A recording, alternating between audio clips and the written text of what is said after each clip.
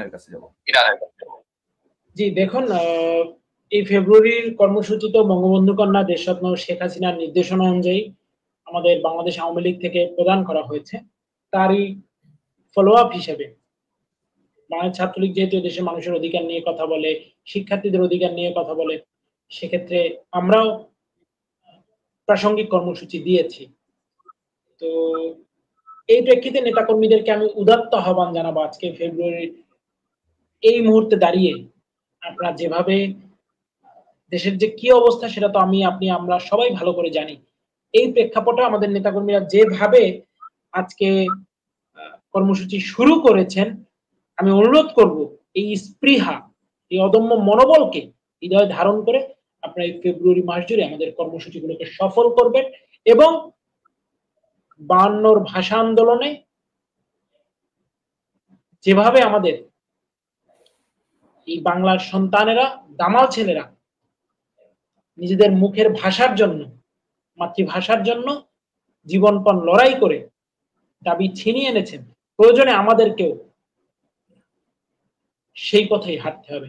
এবং যে কোনো মূল্যে আমাদের বঙ্গবন্ধু কন্যা দেশরত্ন শেখ হাসিনার ঘোষিত এই ফেব্রুয়ারির কর্মসূচি সফল করতে হবে। তবে নেতাকর্মীদেরকে আমি এটাও বলবো, অবশ্যই আপনারা সতর্ক থাকবেন, সচেতন থাকবেন, কারণ এই অবৈধ সরকার,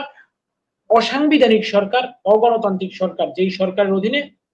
দেশে আইনের শাসন বলতে কিছু নেই, সেই সরকার আপনাকে মব সন্ত্রাসের মাধ্যমে হোক কিংবা অবৈধ উপায়ে হোক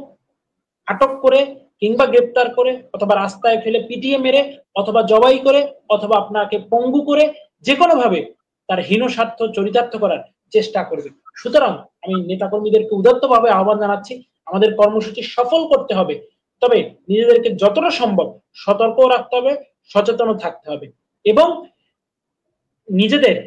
অবস্থান সম্পর্কে কিংবা নিজেদের মুভমেন্ট সম্পর্কে অবশ্যই